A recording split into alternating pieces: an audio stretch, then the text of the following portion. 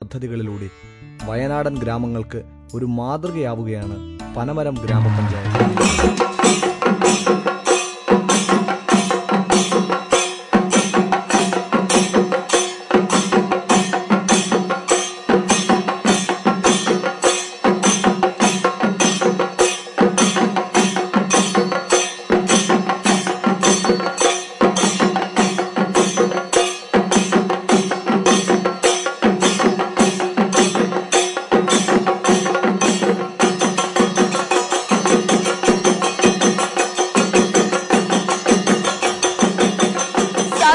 സ്വയം സഹായ സംഘത്തിന്റെ ശിങ്കാരിമേള അവിടെ തകർക്കുകയാണ്. പട്ടികജാതി വിഭാഗത്തിൽപ്പെട്ട സ്ത്രീകൾ മാത്രമാണ് ഈ സംഘത്തിലെ അംഗങ്ങൾ. 50,000 രൂപ പഞ്ചായത്തിന്റെ ധനസഹായത്തോടും 50,000 രൂപ ബാങ്ക് ലോണും എടുത്തുമാണ് ഈ സംഘം ഇവർ രൂപീകരിച്ചത്. ഞങ്ങൾ 15 പേരുണ്ട്. സർഗസേന ആർട്സ് അക്കാദമിയുടെ കീഴിൽ ഞങ്ങൾ 2 വർഷമായി അഭ്യസിച്ചു വരുന്നു. 7 മാസത്തോളമായി പരിപാടിക്ക് പോകാൻ തുടങ്ങിയിട്ട്. തൃശ്ശൂർ മുതൽ നെയ്യാറ്റിൻകര വരെ ഞങ്ങൾ ഏകദേശം 35 പ്രോഗ്രാം അവതരിപ്പിച്ചു. ഒരു പ്രോഗ്രാമിന് ഒരാൾക്ക് 500 രൂപ വീതം വരുമാനം ഉണ്ടാകുന്നുണ്ട്. പട്ടികജാതി വിഭാഗങ്ങളുടെ ഉന്നമനത്തിനായുള്ള കടപ്ലാമറ്റം പഞ്ചായത്തിന്റെ പ്രവർത്തനങ്ങൾ ഈ ശിങ്കാരിമേളം സംഘത്തിൽ മാത്രം ഒതുങ്ങുന്നില്ല. അവർക്കായുള്ള ഭവന പദ്ധതികൾ, കുടിവെള്ള പദ്ധതികൾ എന്നിവയൊക്കെ ഇതേ ലക്ഷ്യത്തോടു കൂടിയുള്ള പഞ്ചായത്തിന്റെ മറ്റു പ്രവർത്തനങ്ങളാണ്. കടപ്ലാമറ്റം പഞ്ചായത്തിൽ 400 പട്ടികജാതി കുടുംബങ്ങളാണുള്ളത്. പാറമടകളിലും മറ്റു കാർഷിക ജോലികളിലും ഏർപ്പെട്ട് ഉപജീവനം കഴിക്കുന്നവരാണ് ഇവരിൽ ഭൂരിപക്ഷവും. എന്നാൽ സർക്കാർ ജോലികളിലും മറ്റ് സ്ഥിര വരുമാനമുള്ള ജോലികളിലും ഏർപ്പെടുന്നവരും കുറവല്ല. പട്ടികജാതി വിഭാഗത്തിൽപ്പെട്ട ആളുകൾക്കായി കഴിഞ്ഞ 5 വർഷത്തിനിടയിൽ 51ഓളം വീടുകളാണ് പഞ്ചായത്തിന്റെ ധനസഹായത്തോടെ നിർമ്മിച്ചു നൽകിയിട്ടുള്ളത്. അത്തരത്തിലൊരു വീടാണ് ഇത്. ചേട്ടാ, എത്ര പേരുണ്ട് ഇവിടെ? ഞങ്ങൾ ഇവിടെ 4 പേരുണ്ട്. 4 പേര്. 2 കുട്ടികളും. അത്രയും റൂമുകളൊക്കെ ഉണ്ടോ? അടുക്കള കൂട്ടി 4 റൂമുകൾ. 2008-2009 ഈ വർഷം ആയപ്പോഴത്തേക്കും ഞങ്ങൾക്ക് 70,000 രൂപ പഞ്ചായത്തിൽ നിന്ന് പേർക്ക് ഞങ്ങൾക്ക് കിട്ടി. ഇപ്പോൾ 1 വർഷം തികയുന്നു. ഈ മാസം വന്നപ്പോൾ 1 വർഷം ആയതേ ഉള്ളൂ. 15,000 രൂപ ബാങ്കിൽ നിന്ന് ഞങ്ങൾ ലോൺ എടുത്തു പേരെ പണിയാനായിട്ട്. 75 സർക്കാർ പഞ്ചായത്തിൽ നിന്നാണ്. ഇത് കൂടാതെ ഒരു പേരുടെ 75,000 കൂടാതെ കൊണ്ട് പഞ്ചായത്തിൽ നിന്ന് ഈ പ്രാവശ്യം ഞങ്ങൾക്ക് 10,000 രൂപ കിണർ പണിക്ക് കിട്ടി. പഞ്ചായത്ത് ഫണ്ടും IAY ഫണ്ടും പ്രയോജനപ്പെടുത്തിയാണ് ഈ വീടുകൾ പൂർത്തിയാക്കിയത്. 2004-2005 ആരംഭിച്ച കുടിൽ രഹിത ഗ്രാമം പദ്ധതിയിലൂടെയും തുടർന്നു വന്ന സമ്പൂർണ്ണ ഭവന പദ്ധതിയിലൂടെയും പൊതുവിഭാഗത്തിൽ 175ഓളം വീടുകൾ നിർമ്മിക്കുന്നതിനുള്ള സഹായവും പഞ്ചായത്ത് നൽകിയിട്ടുണ്ട്. ഞരളപ്പുഴ കുടിവെള്ള പദ്ധതിയിലൂടെ വരുന്ന വെള്ളമാണിത്. ഇതുപോലെ 56 വീടുകളിലേക്കാണ് ഈ പദ്ധതിയിലൂടെ കുടിവെള്ളം വിതരണം ചെയ്യുന്നത്. ഈ പദ്ധതി വരുന്നതിന് മുമ്പ് എങ്ങനെയാ വെള്ളത്തിനൊക്കെ എന്താ ചെയ്തിരുന്നത്? ഞങ്ങൾക്ക് വെള്ളത്തിന് വളരെയേറെ ബുദ്ധിമുട്ടായിരുന്നു. 3-4 കിലോമീറ്റർ ദൂരെന്ന് പറഞ്ഞാൽ ഞങ്ങളുടെ വെള്ളം കൂടെ കുടിച്ചുകൊണ്ടിരുന്നത്. ഏതായാലും ഇത് കിട്ടിയത് ഞങ്ങൾക്ക് വളരെ ഉപകാരമായി. പഞ്ചായത്ത് വഴി ഞങ്ങൾക്ക് വെള്ളം കിട്ടിയപ്പോൾ ആവശ്യത്തിന് ഞങ്ങൾക്ക് വെള്ളം കിട്ടുന്നുണ്ട്. ചേച്ചി, ഈ വെള്ളം എത്തിച്ചേരുന്നതിന് നിങ്ങൾ എന്തെങ്കിലും ചാർജ് കൊടുക്കുന്നുണ്ടോ? പൈസ മാസത്തിൽ 60 രൂപ വെച്ച് കൊടുക്കണം. അതിന് വേണ്ടപ്പെട്ടവരെ കമ്മിറ്റി തിരഞ്ഞെടുത്തിട്ടുണ്ടല്ലോ, അവർ വന്ന് വീടുകളിൽ വന്ന് തിരിച്ചുകൊണ്ട് പോയിക്കോളും. പട്ടികജാതി വികസന പദ്ധതിയുടെ ധനസഹായത്തോടെ നടപ്പിലാക്കുന്ന 3 കുടിവെള്ള പദ്ധതികളാണ് കടപ്ലാമറ്റം പഞ്ചായത്തിലുള്ളത്. ഞരളപ്പുഴ കുടിവെള്ള പദ്ധതി, വെള്ളക്കാൽ പദ്ധതി, ഞള്ളനാക്കുഴി പദ്ധതി എന്നിവയാണവ. ഞരളപ്പുഴ കുടിവെള്ള പദ്ധതിയുടെ പമ്പ് ഹൗസ് ആണിത്. പട്ടികജാതി വികസന ഫണ്ട് ഉപയോഗിച്ച് പഞ്ചായത്ത് നടപ്പിലാക്കിയ 3 പദ്ധതികളിലുമായിട്ട് 260ഓളം വീടുകളിലാണ് കുടിവെള്ളം വിതരണം ചെയ്യുന്നത്. പൊതുവിഭാഗത്തിനായി നടപ്പിലാക്കുന്ന 6 കുടിവെള്ള പദ്ധതികളും കടപ്ലാമറ്റം പഞ്ചായത്തിലുണ്ട്. ഈ പദ്ധതികളിലൂടെ 620ഓളം വീടുകളിലേക്ക് കുടിവെള്ളം വിതരണം ചെയ്യുന്നുണ്ട്.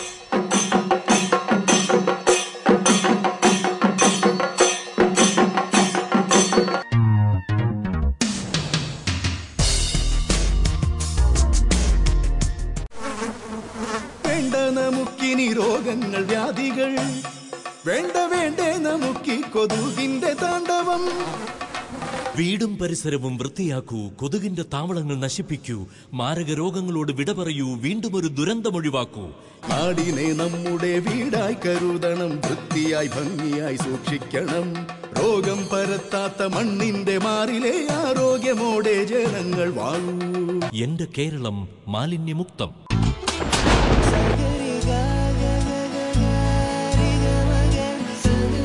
മഴക്കാലം ഇങ്ങെത്തി, ഒപ്പം മഹാരോഗങ്ങളും. ഇതിന് പരിഹാരമാർഗം ഒന്നേ ഉള്ളൂ. ഓരോരുത്തരും അവരവരുടെ വീടുകൾ ശുദ്ധമായി സൂക്ഷിക്കുക. കൊതുക്, ഈച്ച തുടങ്ങിയ രോഗവാഹകരായ ജീവികൾ പെരുകുന്ന സാഹചര്യം ഒഴിവാക്കുക. മാലിന്യങ്ങൾ നീക്കം ചെയ്യാൻ ആരോഗ്യ പ്രവർത്തകരുമായി സഹകരിക്കുക. അത് മഹത്തായ പൗരധർമ്മമാണ്. വീടും പരിസരവും വൃത്തിയാക്കാം, പകർച്ചവ്യാധികൾ ഒഴിവാക്കാം.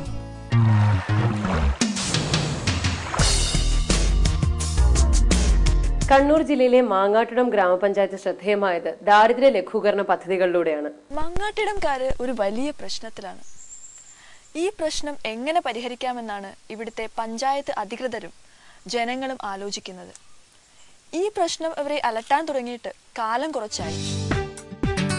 ഒരു കുടുംബം ദാരിദ്ര്യരേഖയ്ക്ക് കീഴിലാണെന്ന് കണക്കാക്കാൻ 9 ക്ലേശ ഘടകങ്ങളുണ്ട്. ഇതിൽ 4 എണ്ണമെങ്കിലും ഉണ്ടെങ്കിലേ ആ കുടുംബം BPL പട്ടികയിൽ വരൂ. എന്നാൽ വിവിധ സാമൂഹിക വികസന പ്രക്രിയകളുടെ ഭാഗമായി മാങ്ങാട്ടിടത്തെ ഒരു കുടുംബത്തിനും 3-ലേറെ ക്ലേശ ഘടകങ്ങളില്ല. ഇത് മാങ്ങാട്ടിടം പഞ്ചായത്തിനെ സംബന്ധിച്ച് ഒരു ഭരണപരമായ പ്രശ്നം മാത്രമാണ്. അതിനുമപ്പുറം സാമൂഹികവും സാമ്പത്തികവുമായ സമത്വത്തിലേക്കും സുരക്ഷിതത്വത്തിലേക്കും എത്തിച്ചേരാൻ മാങ്ങാട്ടിടം പഞ്ചായത്ത് അധികൃതരും നാട്ടുകാരും ചെയ്ത പ്രവർത്തനങ്ങൾ നിരവധിയാണ്. ഭവനരഹിതർക്ക് വീട് നിർമ്മാണത്തിനുള്ള സഹായം, സ്വയം തൊഴിൽ സംരംഭങ്ങൾ, പട്ടികജാതി കോളനികളുടെ ഭൗതിക സാഹചര്യം മെച്ചപ്പെടുത്തൽ എന്നിവ ഇതിൽ പ്രധാനപ്പെട്ടതാണ്. മങ്ങാട്ടിടം പഞ്ചായത്തിലെ ഒരു പട്ടികവർഗ കോളനിയാണിത്. കരിമ്പാലൻ വിഭാഗത്തിൽപ്പെട്ട ആളുകളാണ് ഇവിടെ താമസിക്കുന്നത്. 8 കുടുംബക്കാരാണ് ഇവിടെ താമസക്കാരായുള്ളത്. ഈ വീടുകളൊക്കെ പഞ്ചായത്തിന്റെ ധനസഹായത്തോടെ നിർമ്മിച്ചവയാണ്. എല്ലാം ഒന്നിനൊന്ന് മനോഹരം. ഈ കോളനിയുടെ അടിസ്ഥാന സൗകര്യ വികസനത്തിനായി പഞ്ചായത്ത് നിരവധി പ്രവർത്തനങ്ങൾ നടത്തിയിട്ടുണ്ട്. ഇവിടെ വൈദ്യുതി എത്തിച്ചു കൊടുത്തതും പഞ്ചായത്തിന്റെ നേരിട്ടുള്ള ഇടപെടലിലൂടെയാണ്.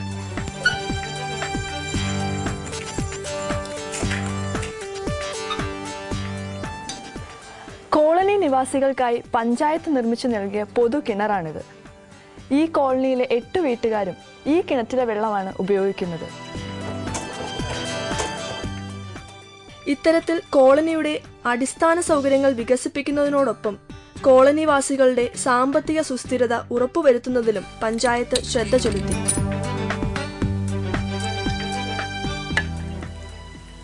പഞ്ചായത്ത് ധനസഹായത്തോടെ ആരംഭിച്ച സോഡ മേക്കിംഗ് യൂണിറ്റാണിത്. കരിമ്പാലം കോളനിയിലെ സന്തോഷാണ് ഇതിന്റെ ഉടമസ്ഥൻ. മങ്ങാട്ടിടം പഞ്ചായത്തിലും പരിസര പ്രദേശങ്ങളിലുമാണ് ഇതിന്റെ വിപണനം നടക്കുന്നത്. തൊഴിൽ രഹിതർക്ക് അനുയോജ്യമായ തൊഴിൽ കണ്ടെത്തുന്നതിനും വേണ്ട പരിശീലനം ലഭിക്കുന്നതിനും സൗകര്യങ്ങൾ പഞ്ചായത്ത് ഏർപ്പെടുത്തി. ഇത്തരത്തിൽ പരിശീലനം ലഭിച്ചവർക്ക് സ്വയം തൊഴിൽ സംരംഭങ്ങൾ ആരംഭിക്കുന്നതിന് ആവശ്യമായ ധനസഹായവും പഞ്ചായത്ത് ഉറപ്പുവരുത്തി. പഞ്ചായത്തിൽ നിന്ന് 30,000 റുപ്യ കിട്ടി വണ്ടി എടുക്കാൻ സ്വയം തൊഴിലിന്റെ ഭാഗമായിട്ട്.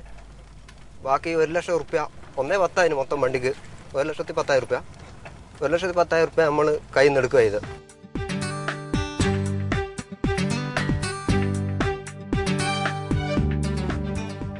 അഗതി പുനരധിവാസ ആശ്രയ പദ്ധതി ഇന്ത്യയിൽ ഏറ്റവും ആദ്യം പൂർത്തീകരിച്ച ഒരു പഞ്ചായത്താണ് മാങ്ങാട്ടിടം.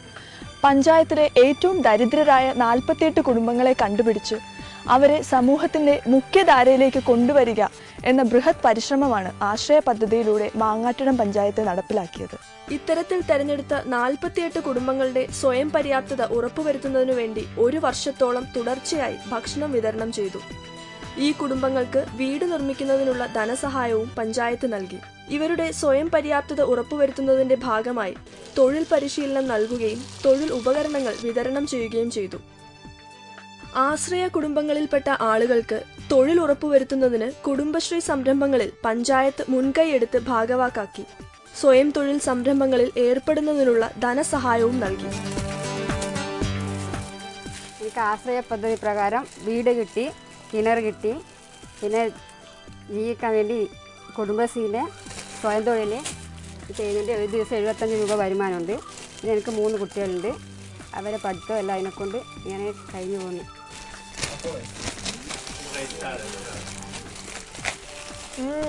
നല്ല രസമുള്ള വെറുതെ അല്ല ഇത്രയും ഡിമാൻഡ്.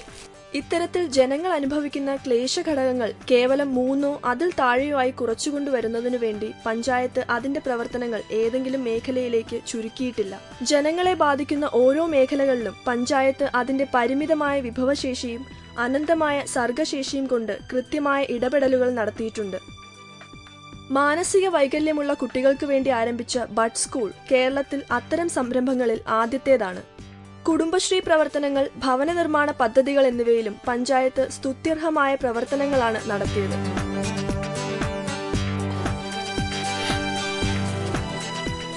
മാങ്ങാട്ടിടം പഞ്ചായത്തിന്റെ സുസ്ഥിര വികസനത്തിലൂന്നിയതും ദീർഘവീക്ഷണത്തോടു കൂടിയതുമായ പ്രവർത്തനങ്ങൾ അവരുടെ സാമ്പത്തികമായ അവസ്ഥയിൽ മാത്രമല്ല മാറ്റങ്ങൾ സൃഷ്ടിച്ചിരിക്കുന്നത്, സാമൂഹികമായ ബന്ധങ്ങളിലും ആ മാറ്റങ്ങൾ അനിവാര്യമാക്കി തീർക്കുന്നു. പക്ഷേ ഇപ്പോഴും മാങ്ങാട്ടിടംകാരെ ഒരു പ്രശ്നം അലട്ടുന്നുണ്ട്. ഈ ദാരിദ്ര്യരേഖയെ എന്തു ചെയ്യും? ഭവന നിർമ്മാണ പദ്ധതികളിലെ വേറിട്ട മാതൃകകളാണ് എറണാകുളം ജില്ലയിലെ പാമ്പാക്കുട, തുറവൂർ തുടങ്ങിയ ഗ്രാമപഞ്ചായത്തുകൾ അവതരിപ്പിച്ചത്.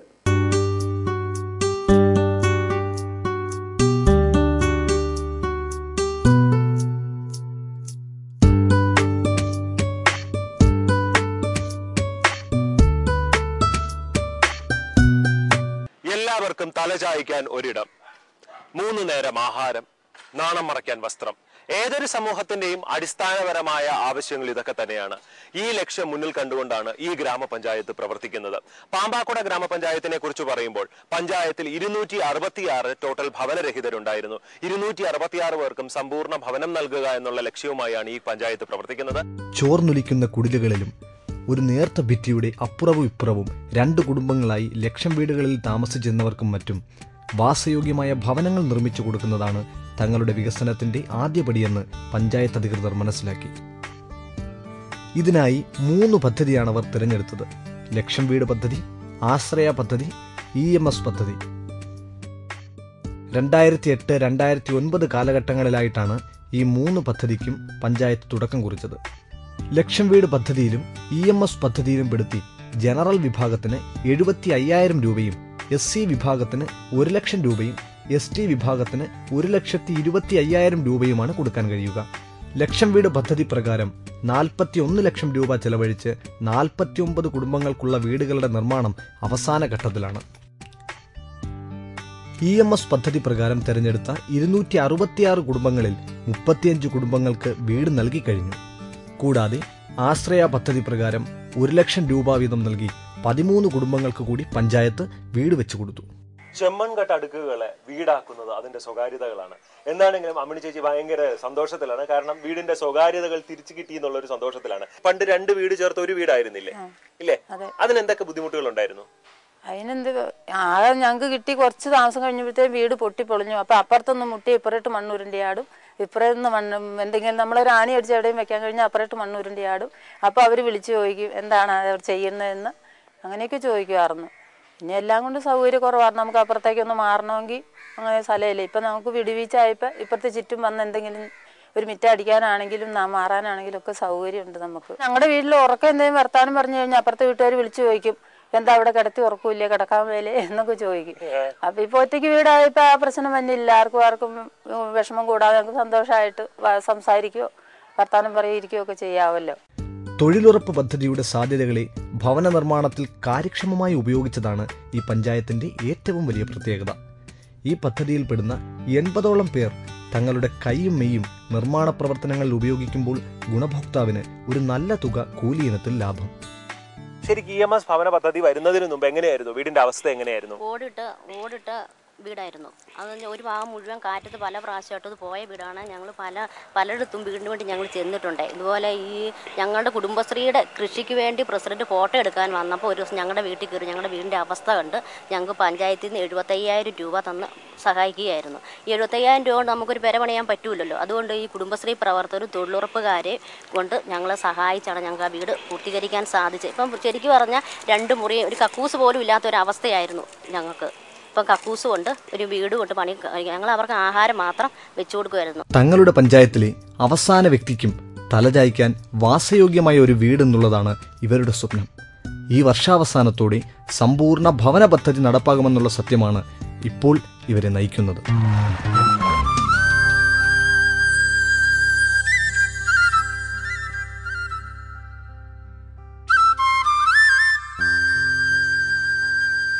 തുറവൂർ ഗ്രാമപഞ്ചായത്തിന്റെ വികസന പ്രവർത്തനങ്ങളിൽ അവർ ഏറ്റവും കൂടുതൽ പ്രാധാന്യം നൽകിയിരിക്കുന്നത് ലക്ഷം വീട് കോളനികളുടെ പുനരുദ്ധാരണ പ്രവർത്തനങ്ങൾക്കാണ്.